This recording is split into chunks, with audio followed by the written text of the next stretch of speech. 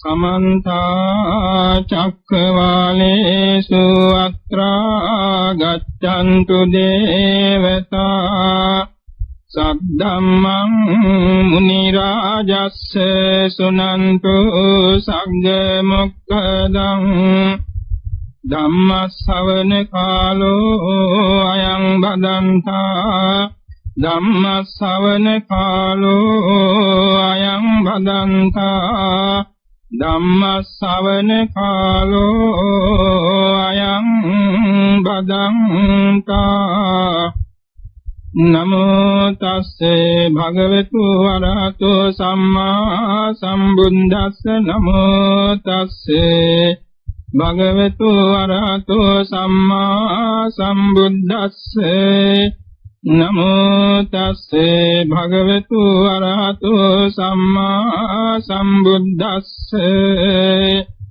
චිරප්පවාසින් පුරිසං දූරතෝ සොත්ථිමාගතං ඥාතිමිත්තා සුහඤ්ජාච අභිනන්දන්ති ආගතං තතේව කත පුඤ්ඤම්පි අස්මා ලෝකා පරංගතං පුඤ්ඤානි පතිගන්හන්ති පියං ඥාතිං ආගතං තී ශ්‍රද්ධාවන්ත පින්නතුනි තුන් ලෝකාග්‍ර වූ භාග්‍යවත් අරිහත් සම්මා සම්බුදුරජාණන් වහන්සේ විසින් මුගලන් මහරහතන් වහන්සේ ඇසූ ප්‍රශ්නයකට පිළිතුරු වශයෙන් වදාළ ධම්මපද ගාථා දෙකක් මේ ප්‍රකාශ වුණේ.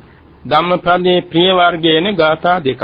චිරප්පවාසින් පුරිසං දූරතෝ මත්සොත්තිමාගතං. තමන්ගේ සිය රටින් ඈත දූරස්ත රටකට ගිහින් අධ්‍යාපනයත් උසස් රැකී ආරක්ෂාවනුත් කරලා විශාල ධනස්කන්ධයක් සම්පත්තියක් ඇතිව සිය රටට යම් කෙනෙක් එන වෙලාවේදී ඥාති මිත්‍යා සුහජ්ජාච අභිනන්දන්ති ආගතං. ඥාති මිත්‍රයෝද හිතවන්තයෝද බලවත් ගෞරවයෙන් පිළිගන්නවා ආදරයෙන් එතුමාට සැලකිලි සම්මාන සංග්‍රහ කරනවා. තථේව කත පුඤ්ඤම්පි අස්මා ලෝකා පරංගතං. එසේම දාන සීල භාවනාදී වශයෙන් කලපින් ඇති පුණ්‍යවන්තයන්ටද මේ ජීවිතෙන් මතු භවයකට ගිය තැනකදී පුඤ්ඤානි ප්‍රතිගන්හන්ති පියං ඥාතින්ව ආගතං. ප්‍රිය ඥාතිවරයෙක් පැමිණියාම සලකන්නාසේ තමා විසින් කරගන්නා ලද කුසල සම්භාරය ඒ තැනැත්තා පිළි අරගෙන සම්පත් ගෙන දෙනවා කියන එකයි මේ කෙටි තේරුම. දිනක් මුගලන් මහරහතන් වහන්සේ දේවචාරිකාවක වැඩම කරලා භාග්‍යතුන් වහන්සේගෙන් මේ ප්‍රශ්නය ඇසුවේ. මුගලන් මහරහතන් වහන්සේගේ උසස් සේවයක් සිද්ධ වුණා. සමහර දවස්වල අපායට වඩිනවා. අපායේ ගිනි නිවලා අපායේ නිරසතුන්ගේ විස්තර අහගෙන එනවා. ඇවිල්ලා සරුවක්ඥන් වහන්සේට ඉදිරිපත් කරනවා. දෙව්ලොවට වැඩම කරලා දෙව් විමනක් ගානේ වඩිමින් ඒ දෙවි දේවතාවන් කරගන්නා ද කුසල සම්භාර ධර්මත් දැනට විඳින්නා වූ සැප සම්පත් සියල්ල අහගෙන ඇවිල්ලා සරුවක්ඥන් වහන්සේට කියනවා. සරුවක්ඥන් වහන්සේ ඒ අපායේ තොරතුරු දෙව්ලොව තොරතුරු ඉදිරිපත් කරමින් සිව්වනක් පිළිසෙට ධර්ම දේශනා කරනවා. එයින් විශාල සංඛ්‍යාවක් මඟඵල නිවන් ලබනවා. මේ නිසාම තමයි මුගලන් මහරහතන් වහන්සේ සමග තීර්ථකයෝ වෛර බැඳගත්තේ. මේ මුගලන් ඉෂ්ටවරයන් තමයි බුදු සසුන බබළුවන්නේ කියලා. ඒ බුදුරජාණන් වහන්සේගේ ශාසනයෙහි ඉරිදිවන්තයන්ගෙන් අග්‍ර වූ මුගලන් මහරහතන් වහන්සේට මෙසේ තීර්ථකයන් වෛර කෙරේ නොඅසගෙන් කරන සේවය නිසා විශාල ජනකාවක් අබෞද්ධයන් බෞද්ධ වෙනවා, මිසදිටුවන් සමිදිටු වෙනවා. එවාගේ මඟඵල නිවන් සුව ලැබමින් ශාසනයට උපකාරී වෙනවා. ඒ නිසා තමයි පෙර කර්මයක්ද ඉදිරිපත් වීමෙන් මේ තීර්ථකයන් විසින් මුගලන් මහරහතන් වහන්සේට දඬුවම් දෙවලා පිරිනිවන් පාන්න සිද්ධ වුණේ. ඉතින් මේ සිද්ධිය ගැන සරුවක්ඥන් වහන්සේගෙන් ඇහැවා. ස්වාමීනි, මනලොව පින්දාම් කරද්දීම දෙව්ලොව සම්පත් ලැබෙන සිරිතක් තියනවාද කියලා. සරුවක්ඥන් වහන්සේ වදාලා මොග්ගල්ලානේ ඒක මගෙන් අහන්න දෙයක් නෑ, තමන්ම දැනගත්තා නේද? එහෙමයි ස්වාමීනි කියලා විස්තර කිව්වා. තවතිසා භවනේ දේවචාරිකාවක වඩිද්දී විශාල රං යමනක් වෙත පැමිණියා. එතන දෙවියන් ගණන් දහසක් දෙනෙක් හිටියා. ඒ සමීපසේ විමානයක දෙවිකුණෙකුගෙන් අහලා තියෙනවා මේ දිව්‍ය රාජයෙක් නැති විමානේ කාගේද කියලා. ඒ කවුරුත් කියා හිටියේ මේ විමානයේ පහළ වුණේ මනුලොව පින්දහම් කරන නන්දිය උපාසකතුමා උදෙසයි කියලා. මේ නන්දිය උපාසකතුමා කියන්නේ මහා සිටුවරයෙක්.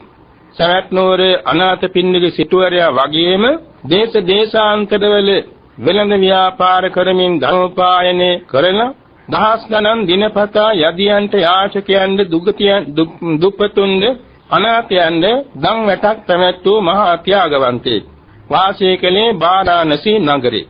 මෙතුමා සැබෑ බෞද්ධයෙක් බැවින් මේ වාගේ පින්කම් කරන අතර බුදු සසුනට බොහෝ උපකාරී වුණා. මහා සංඝයාට සුවපහසු ඇති ආවාසයක් කරවලා බුද්ධ ප්‍රමුඛ සංඝ රත්නයේ වැඩම කරවාගෙන ඒ සංඝ සතුකොට පූජා කළා. අතපැන් වඩා සංඝ සතුකොට පූජා කරන වෙලාවේ තව්තිසා භවනයේ 33 මෙම රං විමන පහළ වුණා. පිරිවර දෙවඟනන් දහසක් දෙහි ඇති වුණා. ඒ දෙවඟනන් පිරිස මුගලන් මහ රහතන් වහන්සේට කියා තියෙනවා ස්වාමීනි ඒ නන්දියේ සිටුවරයාට ඔය මනුෂ්‍ය ලෝකයේ නැමැති මිනිසත් ආත්භාවයේ නැමැති මැටි බඳුනත්තර දාලා මේ දෙව්ලොව රම් බඳුනක් ඇති උතුම් දිව්‍ය ආත්මයට වහාම එන්න කියන්නයි කියේ. ඔය පණිවිඩය තමයි මුගලන් මහ රහතන් වහන්සේ සරුවඥන් වහන්සේ ඉදිරියේ කියන්ට පැමිණි. එතෙන්දී දේශනා කළ දේශනාවයි මේ ගාථා දෙක. මේක කාටත් පැහැදිලි නිදසුණක්. තමන්ගේ සිය රටෙන් ඈත රටකට ගිහිල්ලා හොඳින් අධ්‍යාපනය ලැබලා සමහරවිට රටවලම උසස් සේවාවන් සිද්ධ කරලා ධනෙ උපයාගෙන සම්පත් ඇතිව සිය රටට එන අය ඉන්නවා. ඒ මෙනකොට නෑදෑයොත් හිත මිතුරුත් අසල්වැසියොත් එකතු වෙලා මහත් උත්සව ශ්‍රීයාවෙන් ඒ දිනුවටපත් සිටින ඥාතිවරයා පිළිගන්නවා. මේක කොයි කාලේ සිදුවෙන දෙයක්. ඒ නිදසුන් කොට වදාළේ කළපින් ඇති බවටයි. කළපින් ඇති පින්නතුන් උපනුපන් තැන Taman අවශ්‍ය සම්පත් පහළ වෙන්නේ වෙන කාගේවත් යොමු කිරීමකින් නෙමෙයි තම තමා විසින් රැස්පත් කරගන්නා ලද දාන ශීල භාවනාදී කුසල ධර්මයන්ගේ ආනුභාවයෙන් වේ. මෙතෙන්දී සඳහන් වුණේ මේ භවයෙන් චුත වී තවත් භවයකට ගියාම ලැබෙන ආනිසංස ගැනයි. නමුත් මේ ජීවිතේන මේ භවයේදී කරන කුසල ධර්මයන්ගේ ශක්තිය ගිය තැන තමාට පිහිට වෙනවා. සරුවක්ඥන් වහන්සේම දේශනා කරලා තියෙනවා අත්තේ කච්චානි කල්යාණානි කම්ම සමාදානානි ප්‍රයෝග සම්පත්තින් ආගම්ම විපච්ඡanti. මේ ජීවිතේ තමන්ගේ සිතින් කයින් වචනින් සිදු කරන දාන සීල භාවනාදී කුසල ධර්මයන්ගේ ප්‍රයෝග සම්පත්තිය හේතු කොටගෙන පෙර ජාතීන්දී රැස්පත් කරගෙන තියෙන නොයෙක් විදිහේ උසස් කුසල ධර්මයන්ගේ ඵල විපාක වශයෙන් උපස්තම්භක වශයෙන් කුසල විපාක තමන් වෙත ගලාගෙන ඉන්න පටන් ගන්නවා. අත්තේ කච්චානි පාපකානි කම්ම සමාදානානි ප්‍රයෝග සම්පatti ප්‍රතිබාල්හානි නවිපච්ඡanti. කයින් වචනින් සිතින් උසස් කුසල රැස් කර ගැනීම නිසා ඒ ප්‍රයෝග සම්පත්තිය මුල් කොටගෙන ඒ හේතුවෙන් අකුසල කර්ම විපාක ප්‍රතිබාහණය වෙනවා. එතකොට මෙයින් කියවනේ වර්තමාන වශයෙන් ආනිසංස ලැබෙන හැටි. කුසල් කරන්න ප්‍රතිපatti පුරන්න දාන ආදී කුසල රැස් වෙන්න අකුසල විපාක යට වෙනවා. කුසල විපාක මතුවලා තමා සපවත් බාට පමුණුවනවා. මේක ධර්මතාවක්. එනිසා සරුවඥන් වහන්සේ දේශනා කොට වදාලා මේ ලෝකයේහි නැනවත්ත උපන්නා වූ සෑම මිනිසෙකු විසින්ම සාන්දෘෂ්ටික වශයෙන් අනුසස් ලබන්න හේතු වෙන පින්කම් වල අප්‍රමාද විය යුතුයි කියලා දේශනා කළා තියෙනවා. චක්‍රවර්ති සිංහනාද සූත්‍රයේදී සඳහන් කළ අගට මගේ ශ්‍රාවකයෝ ආයුෂයෙන් වැඩෙන්නට ඕනේ, වර්ණයෙන් වැඩෙන්නට ඕනේ, ශපයෙන් වැඩෙන්නට ඕනේ, භෝගයෙන් වැඩෙන්නට ඕනේ, බලයෙන් වැඩෙන්නට ඕනේ. ආයුෂයෙන් වැඩිම නම් මේ අවුරුදු 50 60 70 100 ආදි වශයෙන් වර්ෂ ගණන් කරන ආයුෂ නෙමෙයි. උපනුපන් තැන මේ ජීවිතයේ මතු භවයන් හිදෙත් උපනුපන් තැන දීර්ඝායුෂ ලැබෙන්න හේතු ධර්මතා හතරක් තියෙනවා. ඒ හතර පුරුදු කර ගැනීමයි ආයුෂයෙන් වැඩෙන්නේ කියලා දේශනා කෙලේ. ඒ මොනවාද ධර්මතා හතර? කුසල ඡන්දය, කුසල වීරිය, කුසල සිත, කුසල විමර්ශාව. මේ හතරයි. කුසල් කිරීමේ බලවත් ඡන්දය, කුසල් කිරීමේ බලවත් වීරිය, කුසල් කිරීමේ බලවත් කුසල් සිත, කුසල් කිරීමේ බලවත් ප්‍රඥාව. විමර්ශා කියන්නේ ප්‍රඥාව. මේ කියන ධර්මතා හතර ප්‍රගුණ කරගන්නා වූ තැනැත්තාට දාන සීල භාවනාදී කුසල් අපමණ රැස් කරගන්න ලැබෙන බැවින් ඒ විපාක වශයෙන් උපනුපන් තැන දීර්ඝාස ලබනවා. ඒ දීර්ඝාස කියන තැන මේ දෙව්ලෝ මනුලෝ බඹලෝ දීර්ඝාස පමණක් නෙමෙයි. ඒවත් වෙනස් වෙන දීර්ඝාසයක්. වෙනස් නොවන දීර්ඝාසයකුත් තියෙනවා. ඒ මොනවාද? නාම රූප ධර්මයන්ගෙන් තොර වුණා වූ අසංඛත ධාතු නිර්වාණ. නිර්වාණ ධාතුව සාක්ෂාත් කරගත්ත තැනැත්තා පරිනිර්වාණින් පස්සේ වෙනස් වෙන්නේ නැහැ. වෙනස් වෙන්නේ දෙයක් නැහැ. එනිසා එතන සදාකාලික දීර්ඝාසයක්. වර්ෂ ගණන් කියන ආයුෂයක් එහි ඇත්තේ නැහැ. එනිසා ලෞකික වශයෙන් දීර්ඝාස සම්පන්න ලබන්ට ලෝකෝත්තර අකාලික සම්පන්න ලබන්ටත් හේතු වෙන්නේ ඡන්ද, චිත්ත, විරිය, විමර්ශා කියන මේ ඉර්ධිපා ධර්ම හතරයි. ඒ මගේ ශ්‍රාවකයෝ දිනු කෙරෙත්වා කියලා අනුශාසනා කළා. දෙවෙනි කාරණයට දේශනා කොට ආදාළ වර්ණය. වර්ණේ නමින් මෙතන හඳුන්වන්නේ ශරීරයේ පාට වර්ණේ නෙමෙයි. අනුන්ගෙන් ලැබෙන ගුණ වර්ණාවක් නෙමෙයි. මෙතන වර්ණේ නමින් හඳුන්වන්නේ උපනුපන් තැන ශරීර වර්ණේ ලැබෙන්නා වූද ගුණ වර්ණාව අහන්ට ලැබෙන්නා වූද සීලවන්ත වීමයි. ගිහිව හෝ පැවිදිව හෝ තමාරක්නා සීලය පරිසුද්ධව ආරක්ෂා කරගත්තා නම් ඒ සීලවන්තයා උපනුපන් තැන ශරීර වර්ණයෙන්ද වර්ණ සම්පත්තිය ලබනවා, ගුණ වර්ණාවෙන්ද වර්ණ සම්පත් අහඬ ලබනවා. එනිසා මගේ ශ්‍රාවකයෝ වර්ණ සම්පත්තිය ලැබුණු පිණිස සිල්වත් වෙත්වා කියලා අනුශාසනා කළා. සැපේ නමින් හඳුන්වා දේශනා කළේ මෙතන මේ අනිකොත් ලෞකික වාසයෙන් ලැබෙන ඉදුරම් පිනවන සැපයක් නෙමෙයි. නිරාමිස ධර්ම සැපයක්. ඒ මොනවාද? උපචාර සමාධි, අර්පණා සමාධි වශයෙන් ලැබෙන චිත්ත ඒකාග්‍රතාවයෙන් ලැබෙන සැපයයි.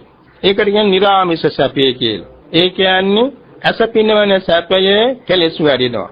කන පිනවන සැපය කෙලෙස් වැඩිනවා. නාසිකා පිනවන සැපය කෙලෙස් වැඩිනවා. දිව පිනවන සැපය කෙලෙස් වැඩිනවා. කය පිනවන සැපය කෙලෙස් වැඩිනවා. හිතින්ම හිතා ගන්න මානසික සැපේද කෙලෙස් වැඩිනවා. මෙතන සඳහන් වෙන්නේ කෙලෙස් වැඩෙන්නේ නැති, කෙලෙස් සංසිඳෙන, කෙලෙස් යටපත් වෙන ජීවිතයට උපනුපන්තන දුක් ගෙන දෙන උපක්ලේශයන් අත්හැර දමා ලැබෙන සමාධි සැපයයි. සමත භාවනා වඩමින් ඒ සමත භාවනා තුලින් උපචාර සමාධි, අර්පණා සමාධි කියන මේ සමාපatti උපදවනවා නම් එයින් ලැබෙන නිරාමිස සැපේ තමයි නීම සැපේ. සැපයන් අතුරින් ශ්‍රේෂ්ඨ සැපය.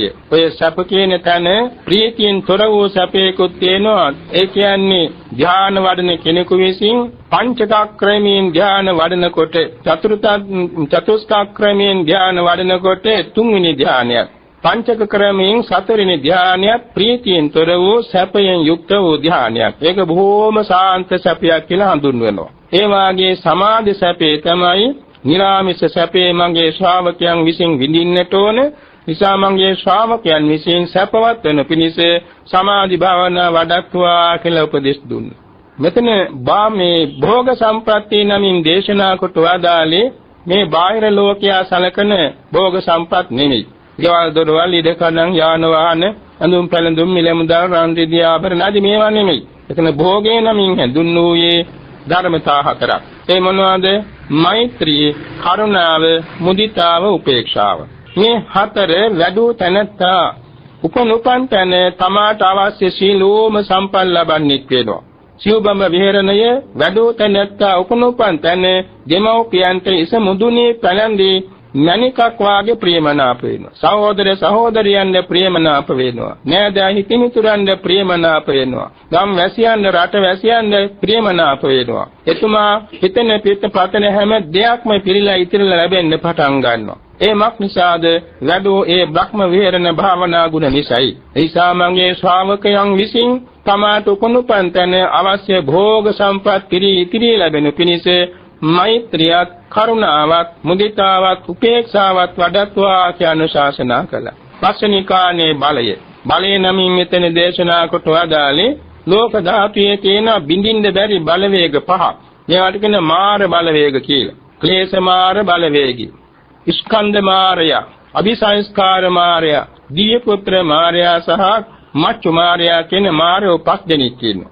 ක්ලේශ මාර කියන්නේ 1500ක් කියන මේ කෙලෙස්. ස්කන්ධ මාර්ග කියන්නේ පංච උපාදානස්කන්ධය. අபிසංස්කාර මාර්ග කියන්නේ කුසල අකුසල කර්ම. දීපුත්‍ර මාර්ග කියන්නේ වසවත දීපුත්‍රය. මච්චු මාර්ග කියන්නේ උපනුපන්තන සිදුවෙන ස්වභාවික මරණය. මේවා බලගතුයි. මේ බලගතු මාර ධර්මයන් නැමැති බාධකයන් අභිභවනය කරන්න ඇති එකම බලය තමයි ප්‍රඥාව. ඒ ප්‍රඥාවේ ප්‍රභේද රාශියක් තියෙනවා. එයින් තුනක් ගැන කියනවනම් සුතමය ඥානය, චින්තාමය ඥානය, භාවනාමය ඥාන කියන තුනකින් කියන්න පුළුවන්. බණ ඇසීමෙන්, ධර්ම සාකච්ඡා කිරීමෙන්, දහම් පොත්පත් කියවීමෙන්, මෙනෙහි කිරීමෙන්, කටපාඩම් කිරීමෙන් යම් ආબોධයක් ලැබෙනවා නම් ඒකට කියනවා සුතමය ඥානය කියලා. සුතමය ඥානය. ඒ කියන්නේ දසවණින් අහගෙන නුවණින් ආબોධ කරගත්ත බැවින් ඒකට කියනවා සුතමය ඥානය. චින්තාමය ඥානය කියන්නේ කාගේවත් උපදේශයක් නොමැතිව තම තමාගේම වැටහීමේ ප්‍රතිභාන ශක්තියෙන් යම් යම් දේ නිර්මාණය කරන්න සමත් අය ඉන්නවා. ඒ විදිහට හරියට අභිඥාවක් ඇති කෙනෙක් ඉර්ධි බලයෙන් නිර්මාණය කරන්න වාගේ පුදුම දේවල් නිර්මාණය කිරීමේ චින්තන ශක්තිය යමකට තියෙනවා නම් ඒකට කියන චින්තාමය ඥානය කියලා. භාවනාමය ඥානය කියන්නේ දෙකට වඩා උසස් තත්ත්වයක්. භාවනාමය ඥානය අර සුතමය ඥානය, චින්තාමය ඥානය දෙකක් පිළිහිට කරගෙන බුද්ධ ධර්මයේ යම් පමණක් තේරුම් අරගෙන සමත භාවනා, විපස්සනා භාවනාව යෙදෙමින් පංච අභිඥා, අෂ්ට සමාපatti මාර්ගඵල දක්වා දියුණු වෙනවා. අධිගම ලබනවා. ඒ එක එක අධිගමයක් ගානේ 15 වෙනි ඥානෙ භාවනාමය ඥානය. ප්‍රථම ධානයේ ලබන්නේ භාවනාමය ඥානයක් ඇතිවයි. දෙවෙනි ධානයේ, තුන්වෙනි ධානයේ, හතරවෙනි ධානයේ අරූප සමාපatti එකින් එක හතර වගේ මාර්ගඥාන, ඵල ඥාන කොහොම ලබන්නේ භාවනාමය ඥානෙ. මේ භාවනාමය ඥානයෙන් තමයි අර මාර බල සියල්ලම සම්පූර්ණයෙන්ම යටපත් කරන්න පරදවා හරින්න පුළුවන් වන්නේ. කොටින් කියනනම් අරිහත් මාර්ගඥානයේ කියන මේ ධර්ම ප්‍රඥා බලය නිසා ඉතිරිවක් නැතුව මේ පංචමාර ධර්මයන් ප්‍රාණය වෙනවා, විදමණය වෙනවා. එයින් මගේ ශ්‍රාවකයන් විසින් මේ සීල මාර බලයන් අභිභවනය කරනු පිණිස ප්‍රඥා බලය වඩත්වා කියලා අනුශාසනා කළා. දැන් අපි මේ දාන සීල භාවනාදී කුසල ක්‍රියාවන්ගෙන් සිදු කරනු ලබන්නේ මෙන්න මේ අර්ථයන් අපේ ජීවිතයට එක්කාසු කර ගැනීමයි. තව තවත් ඡන්ද චිත්ත විරිය විමර්ශයතු දාන ආදී කුසල් කරන්න. තව තවත් සීලේ සුරක්ෂිතව රකිමින් සීලවන්ත ජීවිතයක් ගෙවන්න. එවාගෙම ශක්ති ප්‍රමාණයෙන් විනාඩි 5ක් 10ක් නමුත් බණ භාවනා යෙදෙමින් හිතේ සමාධිය ඇති කරගන්න. එසේ මෛත්‍රී, කරුණා, මුදිතා, උපේක්ඛා ගුණ දියුණු කරගන්න. එසේම ප්‍රඥාව දියුණු කරගන්න. මේ ධර්මයන් හරියට අනුගමනය කිරීමක් මේ පින්කම් තුලින් සිද්ධ වෙනවා. එසේම අපේ ජීවිතවලට විශේෂයෙන්ම ජන සමාජයක් එක්ක නිතර හැසිරෙන්න තියෙන බැවින් වඩාත් ධර්ම විහරණ භාවනාවන් හිතේ පුරුදු කර ගැනීම අවශ්‍ය වෙනවා. දැන් මේ උසස් අධ්‍යාපනයක් සඳහා විදේශයකට යන දරුවාට ඒ තමන් යන ගමන සාර්ථක කර ගැනීමට විශේෂයෙන් මේ බ්‍රහ්ම විහරණ මානසිකාර පිහිට වේනවා. මේ යන්නේ ඉස්සරම තමන්ගේ නිවසේදී ආසේ දෙවියන්ට මෙත් කරනවා. තමන්ගේ දෙමව්පියන්ට මෙත් කරනවා. තමන්ගේ සහෝදරයන්ට මෙත් කරනවා. සේවක සේවිකාදීන්ට මෙත් කරනවා. නෑදෑ හිතමිතුරන්ට මෙත් කරනවා. ඊළඟට තමන් යන ගමන් මාර්ගයේ ආසේ දෙවියන්ට මෙත් කරනවා. පාරේ ඉදිරින් යන්නේන සමට මෙත් කරනවා. පිටුපසින් යන්නේන සමට මෙත් කරනවා. දෙපැත්තෙන් යන්නේන සමට හා නැවතිලා ඉන්න හැමතත් මෙත් කරනවා. තමන් යන්නේ යම් රටකටද ඒ රටේ අහසේ අධිග්‍රහිත දේවතාවන්ට මෙත් කරනවා. තමන් යන්නේ යම් රාජ්‍යයක් ඇති රටකටද ඒ රාජ්‍ය නායකයන්ට මෙත් කරනවා. ඒ රාජ්‍යයේ ආරක්ෂක නිලධාරීන්ට මෙත් කරනවා. රාජ්‍ය සේවාවේ නියුක්ත හැමදෙනාට මෙත් කරනවා. ඒ රටවැසී සීළු සත්‍යයන් මෙත් කරනවා. ඊළඟට තමන් යම් කිසි අධ්‍යාපන ආයතනයකට යනවා නම් ඒ අධ්‍යාපන ආයතනෙකින් අහසේ දෙවියන්ට මෙත් කරනවා. ඒ අධ්‍යාපන ආයතනයේ ප්‍රධාන ගුරුවරුන්ට මෙත් කරනවා. සෙසු ගුරුවරුන්ට මෙත් කරනවා. ඉගෙන ගන්න ශිෂ්‍ය ශිෂ්‍යාවන්ට මෙත් කරනවා. ඒ සේවාවේ නියුක්ත සේවක සේවිකාදීන්ට මෙත් කරනවා. මෙහෙම තමා යන ගමන ਸਰව ප්‍රකාරයෙන් සාර්ථක වෙනවා. මෛත්‍රී සිත විහිදුවාගෙන තමන් යන ගමන පටන් ගැනීම. ඒ වගේම යන ගමනේදී මෛත්‍රී කළා වගේ එහිදී ජීවත් වෙන කාලයේදී මෛත්‍රී සිත පවත්වමින් කටයුතු කිරීමේදී පුදුම විදිහේ පහසු විහරණයෙන් තමන්ගේ මේ අර්ථය සම්පූර්ණ කරගන්න පුළුවන් වෙනවා. අනික් කාණේ තමයි අපේ ජීවිතය. අපේ ජීවිතේ බොහෝම වාග්යවන්ත ජීවිතය. ඒ මොකද අපට ලැබුණා ප්‍රතිરૂපදේශ වාසයක්. රත්නත්‍රේ පවත්නා වූ ශ්‍රී ලංකාවේ උපදින්න ලැබුණා. ඒ වගේම අත්ථ සම්මා පණිදී පුබ්බේච කත පුඤ්ඤතා මේ දෙකක් ලැබුණා. පෙර ජාතීන් ඉදී කන ගන්නා දුසස් කුසලයන්ගේ ඵල විපාක වශයෙන් අඳගොළු බීරි උම්මත්තක මන්ද බුද්ධික නොවි ගැඹුරු දෙයක් නමුත් ආબોධ කරගන්න සුදුසු නුවණක් ඇතුව හොඳ සම්මා දිට්ඨියෙන් උපදින්න ලැබුණා. ඒක පුබ්බේච කත පුඤ්ඤතාව. අත්ථ සම්මා පණිදී අපේ ජීවිතය ධර්මයට යොමු කරගෙන යෝනිසෝ මනසිකාරයෙන් කිදුරින් කිසිදු අකුසලයක් සිදු නොවන හැටියට ප්‍රතිපත්ති පිරීමේ මාර්ගයක් අපට උදාපත් වෙලා ඒ සඳහා කුසල ඡන්දයෙන් යෙදෙනවා. අත්ථ සම්මා පණිදී ඊළඟට අපට ලැබිලා ඉන්න හොඳ දෙමව්පියෝ, හොඳ වැඩිහිටියෝ, හොඳ කල්යාණ මිත්‍රයෝ. මේක තමයි සත්පුරුෂ උපස්සය කියලා කියන්නේ. සත්පුරුෂ උපස්සය. මේ ධර්මතා හතර අපට ලැබිලා තියෙනවා. ඒ නිසා බොහෝම වාග්යවන්තයි. ලෝකවාසී හැමදෙනාට මේ වාග්ය නැහැ. සමාත ප්‍රතිරූපදේශයක් නැහැ. සමාත හොඳ කල්යාණ මිත්‍ර ඇසුරක් නැහැ. සමාත පුබ්බේච කත පුඤ්ඤතාවක් නැහැ. සමහර විට හිත නුවණින් යුතුව දහමට නමා ගන්නත් නැහැ. ඒ විදිහ අවාසනාවන්ත ජනතාවක් තමයි අපට වැඩියෙන් ලෝකේ වාසය කරන්නේ. ඒ අතරින් අපි තේරිලා බේරිලා පෙරිලා හොඳ බෞද්ධ ජීවිතයක බෞද්ධ පරිසරයකට වෙලා භාග්‍යවත් බුදුරජාණන් වහන්සේගේ උපදේශ අනුව ජීවත් වෙන ලැබීම මොනතරම් භාග්‍යයක්ද. එනිසා මේ භාග්‍ය සම්ප්‍රත්‍යයෙන් නිෂ්ඵල නෙලා ගැනීමට සෑම වේලාවෙම තමන්ගේ සිත අවදීන් තබා ගත යුතු වෙනවා. එසේ කිරීමෙන් අර මුලින් සඳහන් කළා වගේ ආයුෂ, වර්ණ, සැප, බල, ඥාන කියන මේ ධර්ම සම්භාර ඔක්කොම ලැබෙනවා. යම්කිසි කෙනෙක් නිතර දානයක් දෙනවා, සීලයක් රකින්නවා, භාවනාවක් කරනවා, දානයක් හැම වෙලාවෙම දෙන්න බැරි වුණා නම් ඒ වෙනුවෙන් කරන්නේ දානයේ දුන්නාකාරයේ සීකල අනුස්සති භාවනාවකට යෙදෙනවා. සීලේ නිතර අනුස්සති කරමින් සීලේ පිරිසිදු කර ගන්නවා. භාවනා වශයෙන් මෛත්‍රිය නිතර භාවිතා කරනවා. කරණී සූත්‍ර වැනි මෙත්තා භාවනා ඇති කර්මස්ථාන නිතර හිතින් කියවනවා. එසේ යෙදීමේදී චිත්තක්ෂණයක් ගානේ හෘදේ වස්තු සංතානේ පිරිසුදු වෙනවා. වස්තු රූපේ පිරිසුදු වීම නිසා වස්තු රූපයෙන් පෙරි ශරීරයේ පැතිරී යන ලේ ධාතුව පිරිසුදු වෙනවා. පිරිසුදු ලේ ධාතුව රූප කලාපයක් ගානේ විහිදී යෑමේදී රූප කලාප නිරෝගී බවට පත් වෙනවා. ඒ වගේම රෝගාතුර රූප කලාප නිරුද්ධ වෙනවා. එයින් ශරීරයේ පැහැපත් බවක් ඇති වෙනවා. ශරීරයේ පැහැපත් වීම නිසා නිරෝගී භාවයෙන් දීර්ඝායුෂ වැඩෙනවා. කාය බලය වැඩෙනවා. ඒ වගේම ප්‍රඥා බලයත් වැඩෙනවා. කායික සුවයත් වැඩෙනවා. ඒ කොම ලැබුණේ මුල අර මෛත්‍රී සිතින් හා කුසල් සිතින් හිත පිරිසුදු කර ගැනීමයි. තමන්ගේ ශරීරයට පමණක් නෙමෙයි, තමන් ඉන්නේ ගෙදර දොරට, අවට පරිසරයට, තමන් සතු දෙවතු පිටි කුඹුරු ආදියට පවා ඒකේ ආනිසංස බෙදී යනවා. ඒවා පවා සරුසාර වෙනවා. තමන්ට අසුරු කරන් ලැබෙන කල්යාණ මිත්‍රයන් වඩා සුහද වෙනවා. එවාගේ භූත පිසාච කුම්භාණ්ඩ යක්ෂ ප්‍රේත ආදී මිසදුටුගත් අයතොත් ඈත් වෙනවා. තමන් යමක්ද හිතන්නේ හිතන දේ ඉෂ්ට සිද්ධ වෙනවා. මේ ආදී අනුසස් රාශියක් දිනපතාම විඳ ගන්න පුළුවන් මේ මෛත්‍රී හිතේ දිනු කර ගැනීමෙන් එවාගේම කුසල සිත් වැඩෙන හැටියට දවස පැවැත්වීමෙන් මේක තමයි සරුවක්යන් වහන්සේ දේශනා කොට වදාළේ පයෝග සම්පත්තිය කියලා.